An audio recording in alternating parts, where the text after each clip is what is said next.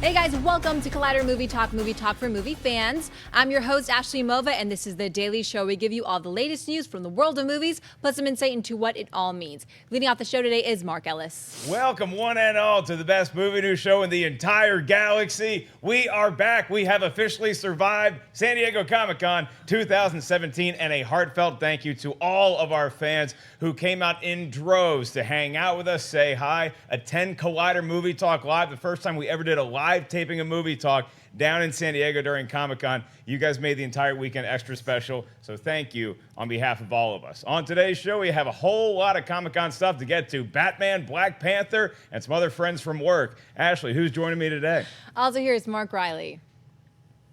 Get up. Oh, yeah. Hi. Welcome, Collider Movie Talk. Sitting in for Big John Schnepp right now, but I'm happy to be here. What a weekend. Also here is Jeremy Jahns. You see the bags under my eyes? These are the eyes of someone who was not at Comic-Con. Also, I'm pretty surprised that none of you are sick right now. I'm just waiting, maybe like 2 or 3 Don't days. jinx it, Mova. Give it a Also couple here. days. Jinx it. First one to get sick, Kristian Harloff. Nah, not me. That's Dennis's title. He's the undisputed champ. Everything is good. Everything is awesome. Great. Yeah, we are still waiting for the latent Comic-Con nerd flu to hit one of us. He usually doesn't show up until Wednesday or Thursday. I'm looking in your direction, Sinead DeVries, so we'll see what happens. But Ashley, what's our first lead story? DC Films kicked off Saturday's Comic-Con Hall H panel with a huge presentation for their upcoming slate of films, and in doing so, announced that the long-delayed Flash movie will be retitled as Flashpoint.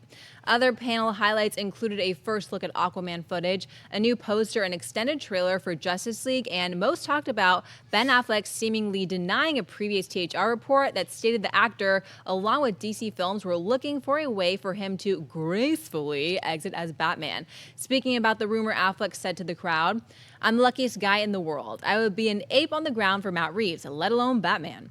Mark, did you enjoy DC's Hall H presentation, and do you believe that Ben Affleck will still be Batman after Justice League? Well, Ashley, to answer the first part of the question, I thoroughly enjoyed the Justice League and Warner Brothers panel Saturday morning at Comic-Con with 6,000 of my closest friends in Hall H. It was such a privilege to be in there and watch this incredible display that they had for us, having the members of the Justice League come through the crowd and meet on stage and high-five. They looked like 5 kids that were just so lucky to be playing these characters. And yes, that includes Ben Affleck. And I think they did a smart thing by addressing the Hollywood Reporter story that Ben Affleck may not want to be Batman anymore, is trying to look for a way out. And Ben Affleck did what he could without really solidly confirming, in my opinion anyway. He gave a nice quote that he's the luckiest guy in the world, that everybody wants to play Batman. He would do anything for Matt Reeves. So it was nice lip service, and I think that it reassured a lot of the fans that are excited to see Ben Affleck as Batman. But when you really parse down the actual comments, I think that it leaves something to be desired, Kristian, if you're looking for a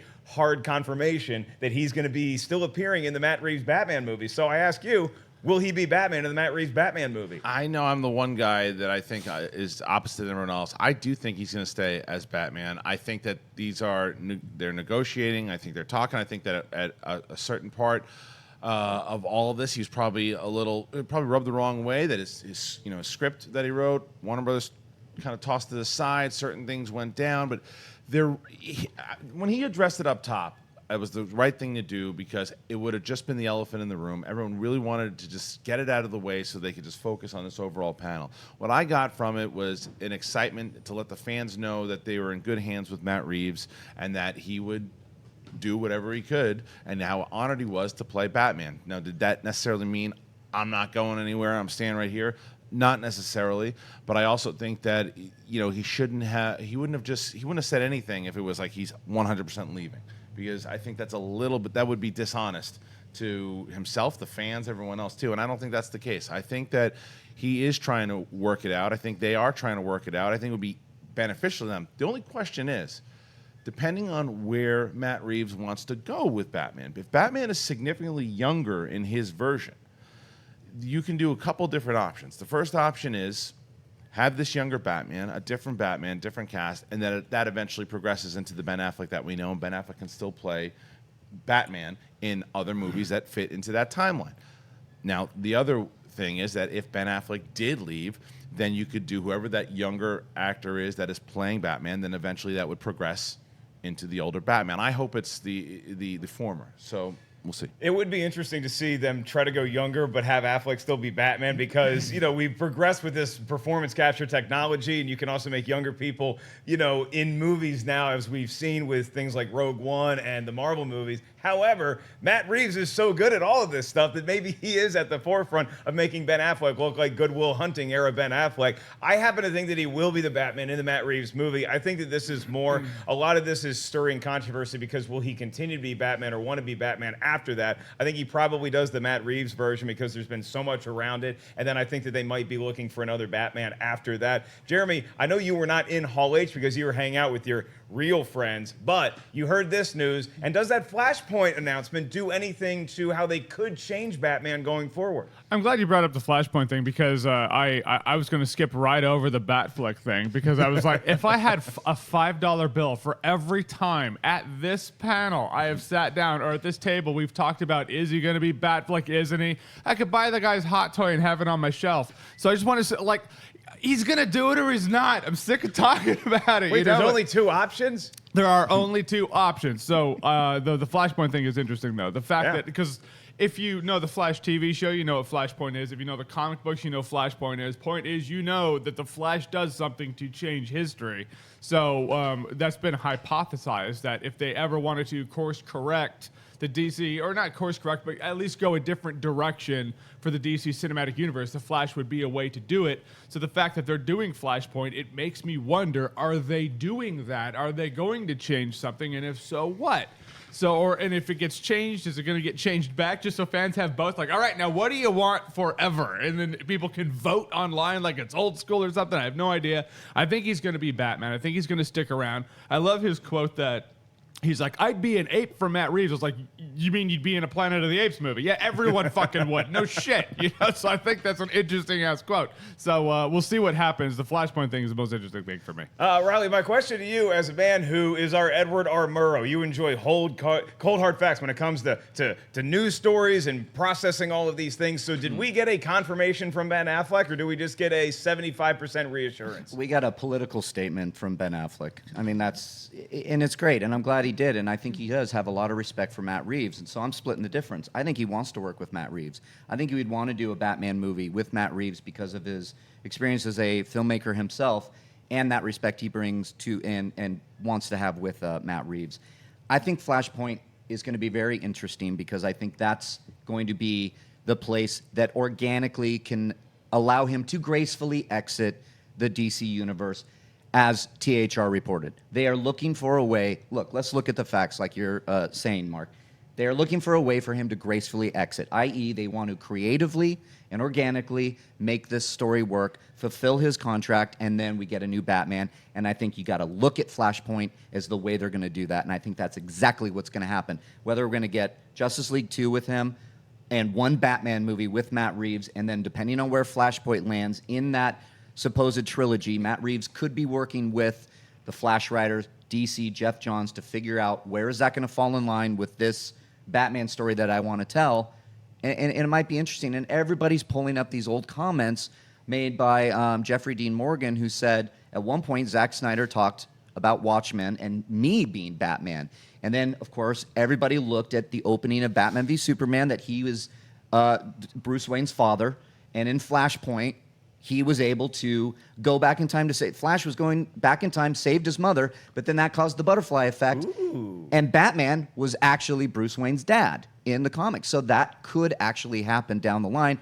I don't know if it's Jeffrey Dean Morgan, but I'm looking at Flashpoint is the anchor of this new DC universe that they can do whatever they want. That's a reset card that they have in the books, and it's a smart move to make because I love that storyline, and we'll see. I think that's where we have to look. Yeah, I think with Flashpoint and Justice League Dark and all these announcements that they made Saturday morning, that there's a lot of different directions that they could take the DCEU. And I know that you guys did have the privilege of being in Hall H to check out the Aquaman footage that Kristian and I got to high five over. I like what they're going, the direction that they're going with this Aquaman so far. And it was very brief footage where we saw two guys fishing, and all of a sudden there's a whole lot of stuff going on underwater. There's a little bit of humor. James Wan brings a tinge of a horror suspense element, and then a lot of neat looking ships. And Aquaman Aquaman is not a guy you want to get into a bar fight with. Did you enjoy that footage? I did. I mean, it was very short, but it was just really to set up the, like you were talking about with the tone.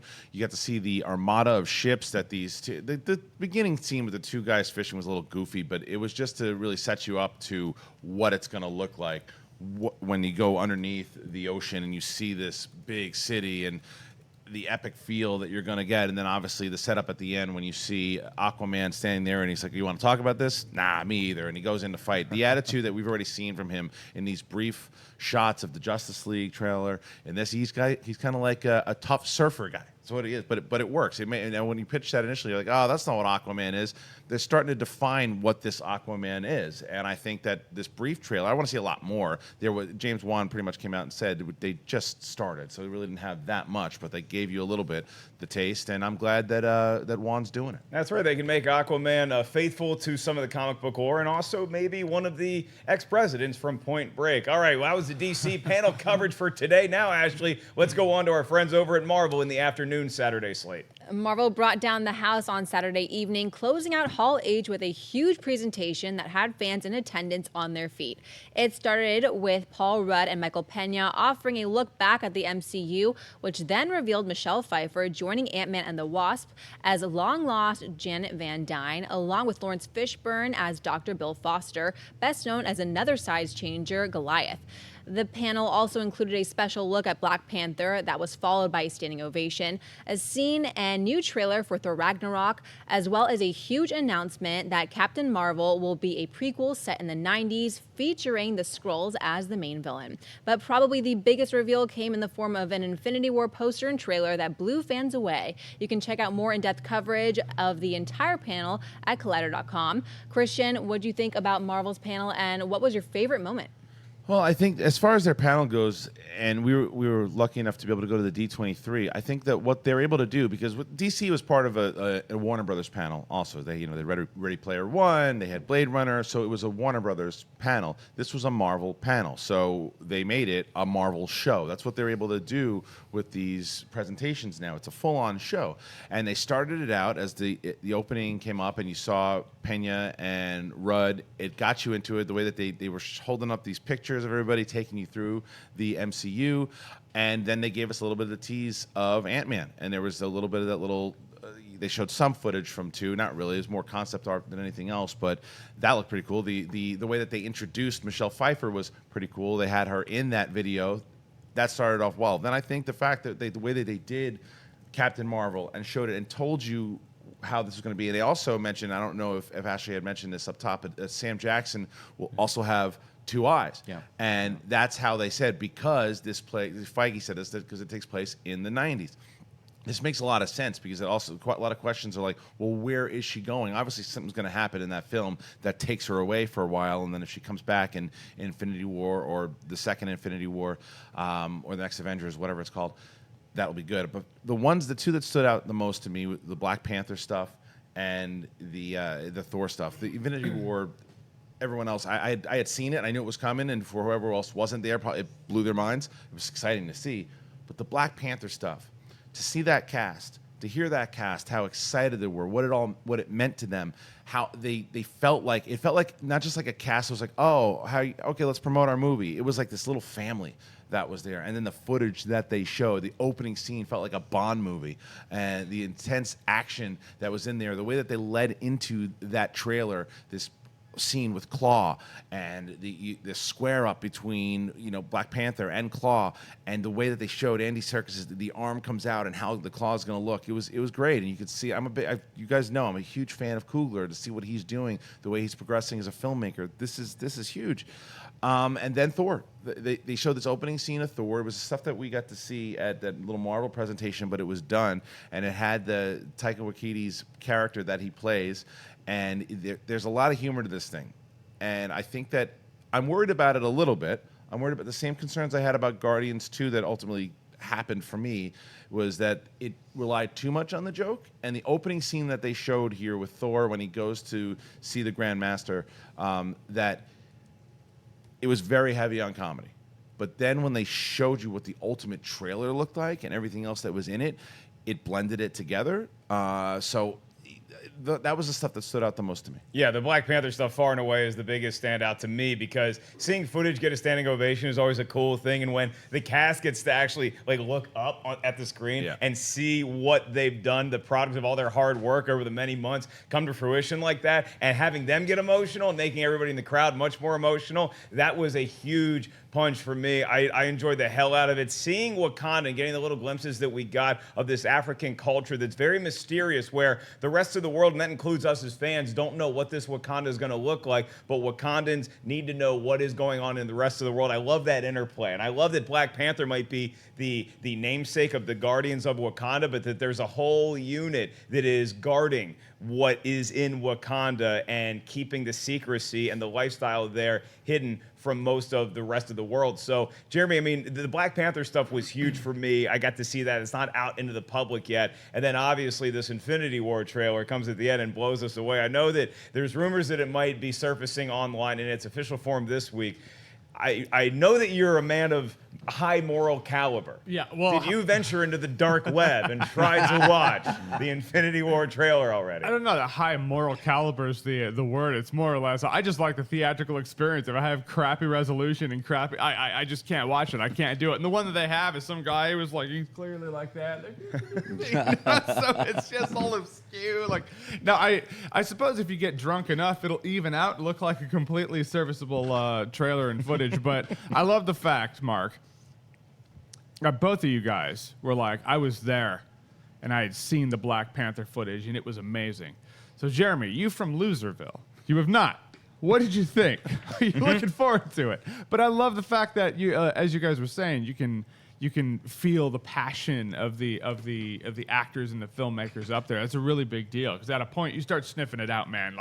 If people are phoning it in and they're like, "Yeah, this is our movie." Well, they showed the footage, so you would have loved it because they showed the footage, and then after the footage and the crowd's going nuts, the whole cast is jumping up and screaming, and hugging one another. It was cool. That's really cool. In moments like that, I wish I could have been there. So, but I mean, we got a lot of stuff. I love that Infinity War banner. I think it was a banner where it shows everybody on the bottom left. Someone took Chris Evans' cap and gave an eye patch to him and made him Big Boss for Metal Gear Solid. And it looked just like him. It was completely perfect. Well, I mean, everybody knows that you're never far from my mind, but I did think about you when they announced that the Skrulls were going to be the villains in the Captain Marvel movie, and maybe that's what takes her so far away from Earth, and that's why she's not really been involved in any of the events since the 1990s. So that announcement, and then also Michelle Pfeiffer and Laurence Fishburne, and we got confirmation that Walton Goggins is going to be playing a bad guy of some sort in Ant-Man and the Wasp. That's got to do something for you. Yeah, well, what also does something for me is that there's so much information. I only remember snippets of what you're saying, and then you have to go back and recap it for me. So thank you for doing that. Thank you for being the man. That's what I need. But they've always been good about that because Thor and the Hulk were not in Civil War. And it's like, where are they? And they addressed the fact that they're not there. Like, if I lost a couple of megaton nukes, so you're like, where are they? And so in Ragnarok, we see where they were. So now she probably is. She's gone in the 90s. I'd heard that about Nick Fury having two eyes. He doesn't have the eye patch yet. Right. So I imagine we're going to see how he gets that. And so they've always been good at giving you an Easter egg like, we don't know what's happening, but we're going to wrap it up in here. And that's what truly makes it a living, breathing cinematic universe. That's why they're the tip of the spear. Reilly, you are a living, breathing person. What did you think about all the news that came out of the hall that you were this close to, but weren't actually in? Oh, yeah. Oh, coulda, woulda, shoulda been in that panel. Man, no, I was in the room working. But let's look at the news. The news is fantastic, especially Captain Marvel news. I think Marvel continue to just do something special. Just when you think you're going to get just another Marvel movie, they go, nope, prequel, set in the 90s. Nick Fury has two eyes, and it's going to focus on Captain Marvel. And guess what? The Skrulls are the villain. Right. Now, that opens up so many possibilities. The Skrulls, we thought, were over at Fox with Fantastic Four. Obviously, Marvel has been talking with Fox. That's not the case, though. That's not the case? No, James Gunn tweeted something out about this. He said that there was, dual ownership, kind of like Quicksilver. Fox owns some of them. Right. The Skrulls get 2 Christmases? There's some that they do not own because James Gunn had tweeted this out last year when someone had asked him. Right. Then he retweeted it because he kept getting all those questions about. So I don't know, because I had initially thought there was some kind of Fox deal that was going on. Oh, maybe now they'll work something out with Fantastic Four. Right. I just think they're going to use ones that they already had the rights for. Well, yeah, they announced a Doctor Doom movie at Fox, so there's no Fantastic Four deal happening, and they're not coming back to Marvel now with that Doctor Doom news. But with the Skrulls, I don't know exactly what it means as far as rights and whatnot.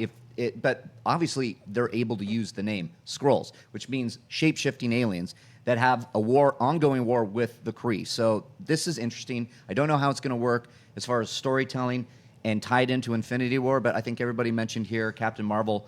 We'll get it to introduce her, and then she's probably flying off into space somewhere, cosmic. And I don't know how she comes back. She might come back just in time to help the Avengers out. Who knows? That's just speculation. The other piece of news, I love the casting of Ant-Man. I'm sorry, Laurence Fishburne and Michelle Pfeiffer. That is some fantastic casting. Again, I didn't get to see it, but Paul Rudd and Michael Pena doing that setup, that just shows you how great of a tone we are still going to get with Ant-Man and the Wasp. I can't wait for it. I don't know if that's going to reveal Janet Van Dyne coming back from the Quantum Zone and being revealed and back with Hank Pym. This is all just exciting stuff. Now, give me that damn Infinity trailer. I want it. There's rumors it's happening soon, so just hold your horses, everybody. We are going to talk about the 2 biggest trailers that everybody has gotten to see a little bit later on in the show. But first, we turn over to Ashley for the weekend box office report because, yes, during Comic-Con, they still release movies. It's Monday, and it's time for the weekend box office report. Christopher Nolan's Dunkirk opened in the #1 spot, becoming the first non-franchise film to do so and taking in $50.5 million. Coming in second was Universal's Girls Trip, which opened to an impressive $30.37 million on a budget of just $19 million. Sony's Spider-Man Homecoming dropped 50% in its third weekend, finishing in the #3 spot with an estimated $22 million, bringing its domestic total to $251.7 million. Fox's War for the Planet of the Apes took the #4 spot with an estimated $20.4 million, nearly a 64% drop from its opening weekend. The film's domestic total now stands at just $97.7 million. And rounding out the top 5 was Valerian and the City of a Thousand Planets. The movie bombed on release, delivering an estimated $17 million on a reported $150 million budget. Jeremy, thoughts on the weekend box office? This is a good bad news scenario. Good news is Valerian only made $17 million, so I'm glad it made absolute shit. Bad news is it's still in the top 5, and I don't know why. Did you hate it? Well, yeah. Oh, okay. Yeah, it's not good. It's not good at all. Yeah, if you couldn't tell, I didn't like it. I didn't see it. But no, it's an interesting world. It really is. But that script and the chemistry between the two is Anakin Padme style. Really? It's not good. Oh, it's man. not good at all. Yusa. Yeah, good reference there, right? Reilly I from can way count on downtown. you. But War for the Planet of the Apes, I wish that was making more, man. I really do. Dunkirk is about on par for a Nolan movie that's not a Batman movie. They usually make around $50 million. I think Interstellar made slightly less than that its opening weekend, so it looks like it's the world as we know it. Girls Trip, I've heard surprisingly good things about it, and so if a movie is good, I'm as simple as that. I'm a guy of simple taste. If a movie's good, I just hope it makes money. And I heard Girls Trip was good. Didn't see it, but I'm glad it's making money. There are some things on here. I'm glad Spider-Man Homecoming is holding on to #3. I don't know if I feel like I would expect it to have made more, but that's just because I was there when the first wave of Raimi Spider-Mans came out, and everyone was like, this is the only movie that matters right now. So, I mean, it's holding strong, it's holding large, but yeah, the fact that Valerian... That's a lot of money they lost on Valerian, dude. Yeah, but unfortunately, the 2 big flashing news stories to me are not Valerian because this is exactly what I expected. I mean, that budget is reported to be anywhere between $150 to $200 million. And as much as a guy like me liked the trailer and I wanted to see a fun space fantasy, I like John Carter from Mars, and I thought that was really well done, but cost way too much money to make and wasn't promoted well. It was the same thing with Valerian. You're opening up this movie that not a lot of people have heard about, although it does have a huge mythology and lineage dating years and decades back. it just did not have a chance to be successful when you spend that much money into it. So that's not the big story to me. The two ones that surprised me are Girls Trip, because Girls Trip doing $30 million, that shows me two things, is that there's clearly an audience for this movie because it's the only comedy coming out in wide release for a little bit here. You have a bunch of war movies and you have some superhero movies, and then you get something like Girls Trip that has a chance to be this year's Bad Moms, which is another movie that surprised a lot of people with how funny it was, how much money it made, and then you put the two together and you're like, oh, they probably made a really good movie. So congrats to Tiffany Haddish and everybody in that movie. And then obviously Dunkirk. I mean, look, that surprised me how well it did, because you had another war movie that was built into a franchise that had apes on horses and tanks and stuff. And then Dunkirk comes out, and the name brand of Christopher Nolan helps. But the fact that that thing so soundly beat everything else in its path with $50 million, that is an impressive feat to me, Kristian. Is that all Nolan's name value, or do you think that it's a trailers? What made Dunkirk such a huge number one? Nolan, it's definitely Nolan. I think Nolan is one of the handful of directors that his name can sell a movie. We've talked about this many times. Whether it's Scorsese, Nolan, Tarantino, there are certain directors out there that when you know it's their movie, you want to see it. It's rare for movie stars these days, and it's a little less rare for directors, and Nolan is a clear example of that. I think that the fact that it did 50 mil in the time when you have Spider-Man and Apes and all these movies out, it's a testament to the respect that he has as a filmmaker. Didn't have a chance to catch it. I'm going to catch it this week. I'm also going to catch Girls Trip, because what Girls Trip to me seems like is what I thought and wanted that Scarlett Johansson movie to be. Right, Rough Night, yeah. It's like get rid of the silly crime element and just show me the story of these women having fun and getting into some crazy circumstances. That's what I wanted to see from that other movie, and then they always go off this crazy crime thing, and it just went off the deep end. I think both Spider-Man and Apes, I think for the value of what those movies are, it sucks that they're not doing better. Yeah. That's not a bomb. They're not bomb by any means, but Spider-Man makes sense to me, because I think that, a lot of people didn't realize, everyone watching this show and everyone else that's connected and knows what's going on with MCU, you went and saw it, and I assume the majority of people liked it. It's still those fans that say, another Spider-Man movie, I'm done with it. You've had so many Spider-Man movies, reboots and stuff too, since 2002 when the first Raimi one came out, that to them, like, there's I had a big conversation I was on Masters of the Web panel. We talked about the oversaturation of the question was about superhero movies, and I said I don't think there is one. I think that when you mix them up and there's subgenres inside of movies, it's a genre, and it will continue to be. Spider-Man, however, was starting to just become oversaturated because they were doing the same thing. They would reboot it, they'd tell the origin story. This movie is not that. It is a great Spider-Man movie, and I know that it causes controversy. It's my favorite out of all of them. I know. People are like, how do you like it better than 2? No, Two's really good. Two's really good. It's a great movie. I just like this one for more. The extras in this movie are not as good as the extras in Amazing Spider-Man 2. Oh, my goodness. I'm not talking about Amazing Spider-Man 2. Spider-Man 2. However, I think that Spider-Man 2, this Spider-Man 2, second, will do a lot better. I think more people will catch it once it comes out on Blu-ray. And then Valerian, the reason why I haven't seen it yet, but even if it stinks, the reason why I do want it to do better is because Luc Besson apparently, I think, put a lot of his own money into it. Sucks. And that guy but it's silly. It was a silly move, because I initially said, who the hell is greenlighting this movie at $150-200 million? The report, I think, is that he dumped a lot of his own money.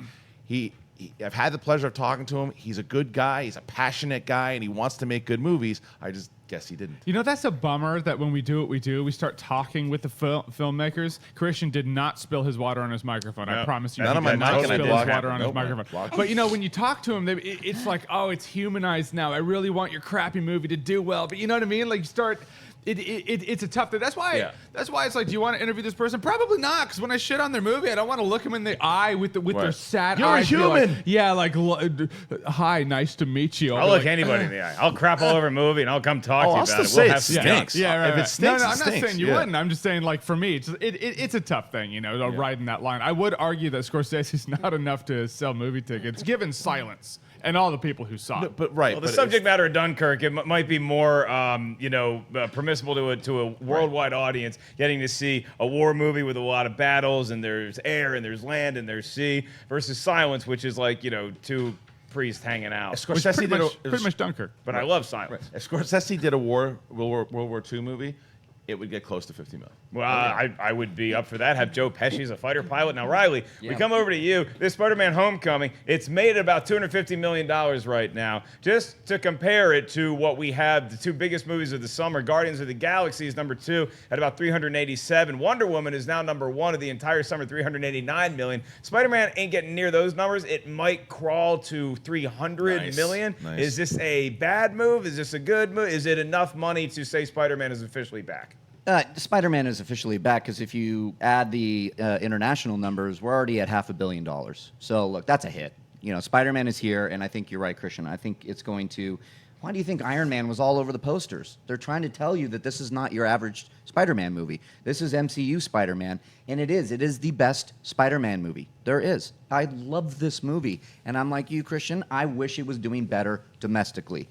The bummer for me out of all of it is War for the Planet of the Apes. It is absolutely one of the most. It is such a fantastic movie.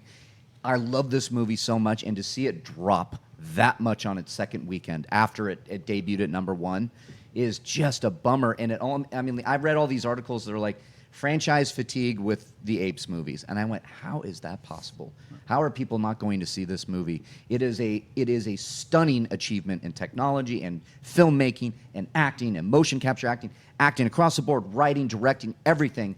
And people aren't going to see it the second weekend, and that bums me out. More than anything, I don't care about Valerian. I care about War for the Planet of the Apes. Spider-Man's fine because it's in Marvel. War for the Planet of the Apes, I want more people to go see it. I can't recommend it highly enough. Follow Reilly around on Twitter to see how you can donate an ape today. Now Thank we're you. going to go to buy or sell. This is a part of the show where Ashley is going to give us a premise that probably involves a trailer we just saw, and we'll simply say whether we buy it or sell it. What's up first? Warner Brothers released a new extended Justice League trailer during their panel at San Diego Comic-Con. The upcoming film features Batman and Wonder Woman working to bring together Flash, Cyborg, and Aquaman to stop a new threat led by the villainous Steppenwolf. The 4-minute trailer comes almost exactly a year after the first look at the film, which was released at last year's Comic-Con. The film is currently undergoing reshoots led by newly installed director Joss Whedon and is set for release on November 17th. Reilly, buy or sell the new extended trailer for Justice League? Hell yeah, buy this thing. Whole different movie we got here. I like it. It looks great. There's some humor in it. Everything seems a little bit lighter, a little bit more fun. Aquaman, I'm sorry, Jason Momoa. There's that shot of him coming down on a parademon, and he just crashes right through the thing and seemingly surfs on that thing's body and just kind of jumps off, and he literally does this like Hawaiian surfer and it was, I'm just like, yeah, this movie's great. All the fans loved it. I love that it was. We got the Alex Ross poster before this drop that was so colorful. I mean, that thing was popping to me, and I can see DC really taking their time. Now there are reports coming out that there are extensive reshoots happening, and there are. We know that this is probably going to be an entirely different movie with Joss Whedon behind the lens, and that's fine. They're really trying. I love it. They started with Wonder Woman. That's what you got to do. It's the biggest movie of the summer now. Of course, it made me smile. I loved everything about it. I'm hoping we get I just hope that these reshoots don't, that this movie comes out because of all the reshoots, that we get something that's kind of all over the place. I hope that these reshoots kind of focus it. The DC is still just going strong because of Wonder Woman, and I can't wait for Justice League. It looks great. Yeah, it's a huge buy for me too. I loved watching this trailer. I got to see the best of Zack Snyder, and then I also felt a little bit of a levity to there, which may be Joss Whedon. It may just be that they took a different course after Batman v Superman. But the color palettes and the action looked like a lot of cool Zack Snyder stuff with some new things injected in there, Jeremy. And I agree with Reilly. When you see Aquaman just stab a parrot demon and then surf out and high five Frankie and Annette in beach blanket bingo. It was just one of the most entertaining shots of the entire summer for me so far. I do agree with you. And the thing is with this, now that Joss Whedon is cutting it together, you can tell the difference in tone and color and contrast because they have shots in this trailer that were in the previous trailer. So you can just line them right up.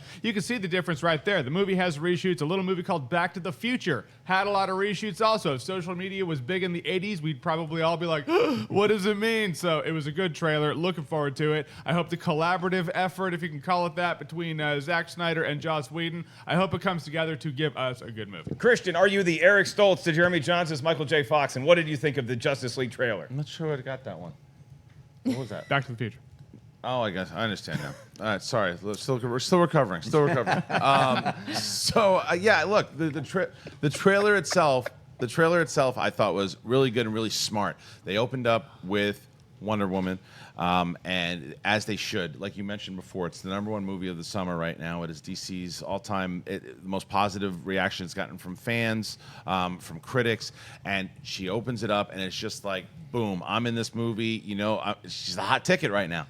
And it almost reminded me of a mixture of the Dark Knight opening in that scene, you know, and and with a mixture of Dark Knight Rises, together, like that scene with Bane when he takes over, and it had that feel. Then you couple that with her line of, I didn't really do anything that much. It's like, okay, so you're blending in that perfect blend of humor, and it didn't seem as dark. It seemed like there was a nice mixture of comedy with the overall. There's a lot of stakes here, and I think that it had a lot of similarities to the Avengers Infinity War thing too, because that's where you have Thanos causing mass hysteria. You've got Steppenwolf doing it this time around, and I love the little teases of Superman.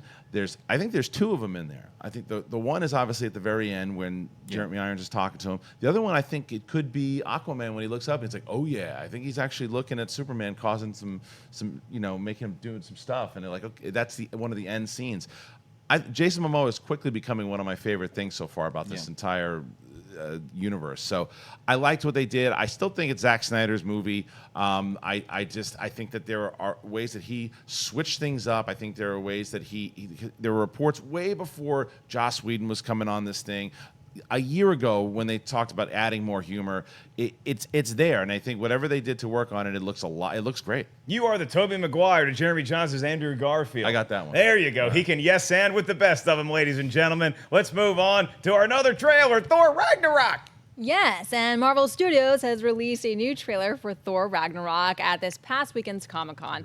From the studio's official one-liner in Marvel Studios, Thor Ragnarok, Asgard is threatened, but Thor is imprisoned on the other side of the universe without his hammer. And to escape and save his homeworld, he must fight his former ally and fellow Avenger, the Incredible Hulk. Ragnarok comes from What We Do in the Shadows director Taika Waititi, who catches fans up on what the God of Thunder has been up to since he sat out on Civil War. The film is set for release on November 3rd. Mark Byerstell, the new trailer for Thor Ragnarok. Okay, well, that wasn't a picture from Thor Ragnarok. That was Christopher Lambert from Mortal Kombat, right? That's right. Mortal Kombat! Still the best video game movie ever made. As far as the Thor Ragnarok trailer, loved it. Such a fun tone in this. And I agree that people can be a little apprehensive that there's going to be too much humor in this. I know Kristian was a little worried about it, but the end of this trailer is what really sold me, because when it's time to really kick ass and stop telling jokes, that's what this trailer does. I think that's what this movie is going to do, because once you see the full power of what Cate Blanchett as a villain can do, having Thor show up, get the Raiden lightning in his eyes, and he's got a great line where he's like, oh, I'm the god of something for a reason. He said it better, but whatever he did, and then you throw Hulk into that huge fire pit, and as fun as the trailer started, and it was great, I loved watching that, having this become an intense action fest towards the end really hooked me. So it's another big buy for me. If I had to buy one more than the other, I still am just so excited for what we could get with Justice League, but Thor Ragnarok is right up there too. How about you, Reilly? It's my favorite trailer of the weekend. I mean, but I wasn't able to go into the Marvel panel to see the Black Panther footage, the Infinity War footage, the Ant-Man footage. Nora was able to go and see the Aquaman footage. So, oh, you poor dear. It was awful. I mean, it was awful. I need therapy. The ones that they released, Justice League, yeah, it's right up there. I mean, it's like apples and oranges, really. But because of I love Thor and because of Taika Waititi, this is the movie I'm looking at, and this trailer just did it for me. Everything from the introduction of Hulk to what's going on in Asgard, the team that they're getting. I mean, you got this team of misfits that are coming together to take on Cate Blanchett. I mean, this is one of the best trailers I've seen. I just love Thor. I love the first 2 movies. I know. Go hate me, internet. I think the Thor movies have always been fun. I enjoy the character. Now we're getting something so different that you can't take your eyes off this thing. That's just me. Kristian, we get jokes, pretty colors, and some intensity. How do you feel? Yeah, I mean, I talked about it a little earlier. I love the trailer. I buy it for sure. And the opening scene was the one that I saw. And I think that when Thor first sees Hulk and he starts basically talking to himself, although he thinks he's talking at Hulk, and he says to him, the Avengers, I don't really hang with those guys anymore. A little too corporate. And I thought, like, all that stuff was really great. It sets it up, and then, like you said, once they kick into, well, this is what it's going to be, and those shots of Cape Blanchett with, that silhouetted shot of all those creatures kind of coming down, and then seeing him as the God of Thunder, I think we're getting a lot of things. And he even puts the helmet on in this one too. We haven't seen it, so this movie looks really exciting, and the fact that we have it coming up in just a few months, I loved it. But big bye, Jeremy Jahns. I really liked it. You know what? Marvel is in. I mean, what are they in now? Phase 4? This is still phase 4. It's 17, isn't it? Yeah, this is all right. So in phase 96, as they are, they can do some stuff because you can have like the whole end of the world, the big fight happens so many times before you're like, we need to switch up tone, we need to go a different direction. All right, we'll go the John Hughes route with Spider-Man, Right. and we'll go a bit of the buddy comedy route, the buddy comedy action flick route with the new Thor movie. It's an interesting take. If there are two that I would want to see in those shoes, it would be Hulk and Thor, because if they have a really big argument, they're just going to throw down and entertain the hell out of us. Then you have the visual aesthetic of the imagery in the trailer that straight up looks like it's out of Magic the Gathering. I love that too. I like the love trailer. that. Reference. Go Land Destruction Deck. Ashley Mova, if I give you a buy, you can only buy one of these two trailers. Which one are you taking home with you? Oh my gosh. Yeah. Well, when you put it that way, I don't know. That's really hard This because did not come up in our pre-production Actually, meeting. think of the short hair that you saw on I know. Chris Okay, Hemsworth, so and I like think you Thor's have your on my answer. mind right now. Although I was leading the other way, Thor is on my mind right now. I was blown away. Thor is so hot with that short hair. Oh my gosh, so sexy. The humor is always on point to me. I saw a lot of people saying that maybe the humor is too much, but to me, like, I love Thor for his humor. I think that's one of the things I love the most about him, obviously his short hair. I think Hela looks creepy as hell. She's giving me like possessed reindeer vibes. I love it. And Tessa Thompson, I've had like a weird obsession with Tessa Thompson for a while. She used to be on this ABC Family show a long while back. I'm excited to see her in this. We didn't really get to see much, but I'm really excited for her to kind of like expand because this is something new for her. But I'm really excited for both of them, so I'm not going to pick. All right, move out Jared Leto, move in Tessa Thompson. Now, Wendy, I'm going to throw it to you really quick, too. Is the fact that Chris Hemsworth clearly owns a Bowflex at home enough to give Thor Ragnarok the win over Justice League for you? That's really such a hard one for me to pick. I am all about Thor, and just like Ashley, Chris Hemsworth's shirt off, it's kind of like we pleasing the crowd right there. And I love everything I saw from Hela to Loki to the comedy. But for me, I gotta go with Justice League. I had so much fun geeking out, watching that trailer. And it was 4 minutes and 11 seconds of juicy goodness. I love seeing Wonder Woman, seeing the team come together, and there's so much speculation going on within that trailer. Who was it we saw? Was it Superman that Alfred was talking to at the end? For me, it was Justice League. All right, well, we are going to move on to mailbag, but first I want to remind you guys that we're going to save some time at the end, a little bit of time, for maybe one live Twitter question. Go ahead and start tweeting it right now. You could have the golden ticket at Collider Video, and this is Movie Talk, but it is certainly not the only show that we do here on Collider Video's YouTube channel. We have Talking Thrones is going to be up later today about last night's Game of Thrones episode, as will TV Talk. And we also have a new episode of Comic Book Shopping you can catch right now with Spider-Man Homecoming star Jacob Batalon and our own John Schnepp, who really enjoys the Lyft service. And you guys can check out all of our coverage at Comic-Con. Just hang out at our YouTube video, go down the rabbit hole, and you can also check out the live movie talk that we did in San Diego. That went up Friday. We taped it Thursday, and you guys can enjoy it right now. Let's move on to mailbag. This is a part of the show where we are going to hear from y'all. You guys emailed us, probably collidervideo@gmail.com, and Ashley picked one out. What do we got? Scott writes, hey, Collider crew, love the show and everything you've been doing with it. I was wondering what you guys thought about the first Ready Player One trailer released at Comic-Con. Thanks and keep on the filthy. Loved it. Could not believe my eyes. Everything I was seeing in there, it was like my entire childhood was aimed right back at me. Steven Spielberg is the right guy to direct this, clearly, because like half his movies are going to be seen in this, the virtual reality element, seeing Freddy Krueger get shot, seeing Iron Giant, the Tron, the DeLorean from Back to the Future, which you should watch. It's a really good trailer. trailer, and I think it harkens to one of the bigger movies we're ever going to see, at least in 2018. Comes out in March, Kristian. Yeah, I just watched it again last night because we got to see it big screen. People were going bananas in it, and you miss some stuff for sure. I really want to read the book. I was planning on reading the book about a year and a half, Why didn't you? years ago. Well, it's funny. I lent it to my friend because he's like, "Oh, I don't really read a lot, but this is one I really want to read." How do you like it? He said, "Well, it's been in my bathroom for a little bit." And then I asked him again.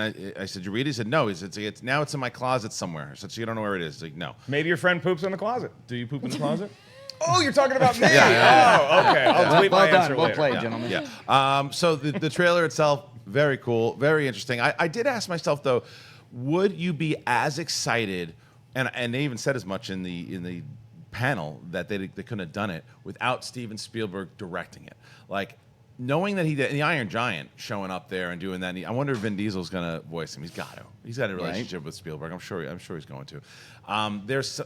The references are what's going to get me in there. Spielberg is what's going to get me in there. I like Ty Sheridan a lot. I like this world, and I like the fact of the way that virtual reality VR is starting to make a big presence, especially with Josh McCouga's life on this very channel. There's a lot. VR is the next move, and they are hitting on it now, and just the same way the book did. So I like where it's going. I was going to say Ty Sheridan is going to make y'all step up your VR game. Jeremy Jahns, you're no stranger to VR or Steven Spielberg or pooping in closets. Did you like this trailer? I haven't seen the trailer. Mark Reilly, did you like this trailer? I am looking for it right now based on your explanation. They should hire you to pitch trailers to people, because I knew Ready Player One was ultimately a riff on pop culture. I didn't know it had the actual properties of pop culture. Is that what I'm hearing right now? The actual properties. Basically, a lot of what I love about those Lego movies is in live action VR. It's your entire childhood is just being thrown back at you at lightning speed. I don't know if there's a Step Kids reference, but you really are going to enjoy the trailer. Mark Reilly. Ooh, I'm watching it. His phone went way too far. Hope that phone's okay. I I love the trailer. Are you kidding me? Love the book. The trailer was just. There were so many things coming at me. All these beautiful Easter eggs that we had to do. Every Easter egg we could spot in a video that's up on the channel now that I led on that one and had a great time doing. The book has come to life. It's come to life here. I mean, you got the DeLorean driving through. You got Freddy Krueger. I saw Lara Croft. Some people were telling me the Akira motorcycle's there. Some people were telling me that Duke Nukem was in there. I mean, we're going to get so many references that, yes, you need Steven Spielberg for this. And when he said he was going to direct this book, and I was like, yep, this is perfect. This is going to be one of Spielberg's best, in my opinion. And now with Alan Silvestri doing the score, I cannot wait to see this movie. Yeah, it was a really fun panel. And Alan Silvestri doing Ready Player One. He knows a little something about composing a score set to a DeLorean. Let's move on to live Twitter questions. Wendy is the gatekeeper today. Wendy, do we have a live Twitter question, and is it good? I think so. This one comes from Kenny Childers, who writes, most surprising moment of Comic-Con for each of you. Oh, the most surprising moments of Comic-Con, when you just see something. For me, it's going to be in Hall H, because that was the bulk of the coverage that I was doing for Schmoes Know, was sitting in there and just having all these cool surprises come at me left and right. I was really surprised at how much they had of Ant-Man and the Wasp that they actually ended up showing us. I was also really surprised at the Aquaman footage, but nothing can steal the surprise of actually having two members of the Justice League walk right by me. Ray Fisher and Gal Gadot walked right by me. We were there, and I think Kristian tried to get it on his phone real quick, and it's just like, first of all, there's a reason why they're in movies and the rest of us just eat nachos watching them. They were so personable. They were so cool. Watching how much fun the cast had with each other and apparently making this movie is one of my takeaways from Comic-Con. That and the Black Panther standing ovation are two of my highlights, and I guess by proxy, surprises, things that I wanted to see but was not necessarily expecting. How about you? My big surprise actually came right as I was leaving Comic-Con. The one thing that I really wanted, and I didn't get to walk the floor as much as I originally wanted to, and as I'm leaving yesterday, a fan came up to me, and the guy was a great guy, and he actually, I was looking forward to getting these things, gives me the Comic-Con exclusive. Oh, damn. Ray and Luke. I want. I know, and want. it was literally the only thing I wanted to get, and he gave, I couldn't believe it. Like, I was jumping in my car to go home, and Thank you very much for doing that. It's an amazing thing. That was a big surprise for me, and because I was walking the floor and the setup that they had there for Star Wars, they set up all these little figures from the original '77 film, and right behind it were these, and I was like, man, that's the only thing I want to get. I'm going to come back on Sunday. I couldn't go. And there you go. So thank you once again very much for these. Yeah, take those babies out of the box and take them for a spin in a bubble bath. Jeremy Jahns, you were in Seattle. I was in Seattle. What did you do this week? My favorite part was all the sun they actually got up there. It was fantastic. You have Mount Rainier shining with the sun. You know, there are no regrets whatsoever. Kristian brings a good point, though. There's something about Comic-Con. All the news is great. The atmosphere is great. But there's something... It's a Comic-Con exclusive thing to get that Comic-Con merch, and you walk out with it, and you're like, it's mine forever. You know, last year I got the Ninja Turtles arcade game action figure set, so I got the Foot Clan and Shredder. Then I have the 4 Turtles. No regrets whatsoever. So I feel your love right now. I've been there. It's fantastic. You'll have to tell me the story of the lady watching 50 Shades Darker next to you on the plane after we get off camera. Mark Reilly, your biggest takeaway and surprise from Comic-Con. Biggest surprise for me as this horror-loving guy is Spawn being produced by Blumhouse Pictures. Ooh. That shocked me. Todd McFarlane coming out in a Facebook Live video saying he's going to make his directorial debut. I thought Spawn, we've heard these rumors that they were having trouble figuring out the contracts, how are they going to do this. But when Blumhouse is doing a Spawn movie, I mean, they just Get Out, Split, Paranormal Activity, and now Spawn, that is a perfect home for it.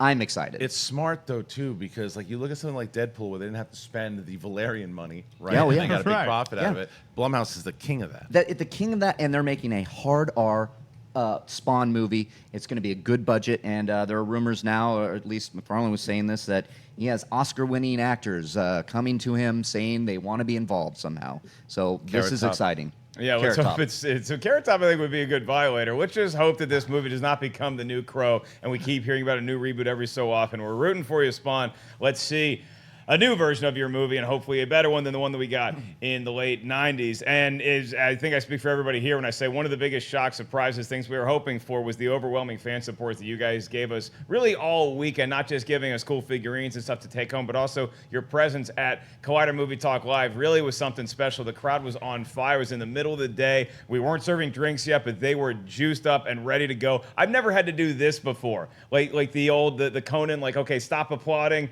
The Ed Sullivan, all right. Easy. But they were that excited to see Movie Talk. Thank you, guys. I think that you'll get that vibe when you watch it here at Collider Video. I want to thank the entire crew for doing such a great job the entire weekend at Comic-Con and somehow lumbering back into the studio today to do this little production. So thank you to all the guys and gals that helped us down there as a part of the Collider Video team. Mark Reilly, where can the kids find you? You can find me at Reilly Around on Twitter and Instagram. And yeah, thanks for all the fan meet and greet. Oh, man, you guys coming out, you said some wonderful things. It was really nice to meet you. Hell of a time at Movie Talk Live. What a great event to kick off the Comic-Con that day. So that was a lot of fun for me. He went hiking this weekend. Jeremy Jahns. That is what people put on their Tinder profiles, my friend. In Washington, what do people do for fun? They hike. You can also find me at Jeremy Jahns on YouTube, Twitter, rest of the internet. My show, Awesome-tacular, on Go90, where I play fun games with Mark Ellis, talk Star Wars with Kristian Harloff. Be there or be square. He's 170 pounds of swiping right. Kristian Harloff, where can the kids find you? Well, on Twitter and Instagram at Kristian Harloff, but also join the Movie Trivia Schmodown Facebook group. I'm going to be having an announcement about both of the Ultimate Schmodown tournaments, which are coming up right around the corner, just about a month away. All right, getting excited for that. Ashley Mova, where can the kids find you? Twitter, Instagram, YouTube, Ashley Mova. Happy Monday, guys. And Wendy Lee Zaney, our Twitter gatekeeper. Where can everybody find you? On YouTube at the Movie Couple Channel, on Twitter, Instagram, Snapchat at Wendy Lee Zaney. I am merely Mark Ellis. Thank you guys so much for tuning in today. We will see you guys tomorrow for an all-new episode of Collider Cinema Chat. Hey guys, if you like this video, click the thumbs up button. Also, make sure you subscribe to our YouTube channel. It'll help you stay up to date with everything we've got going on here at Collider.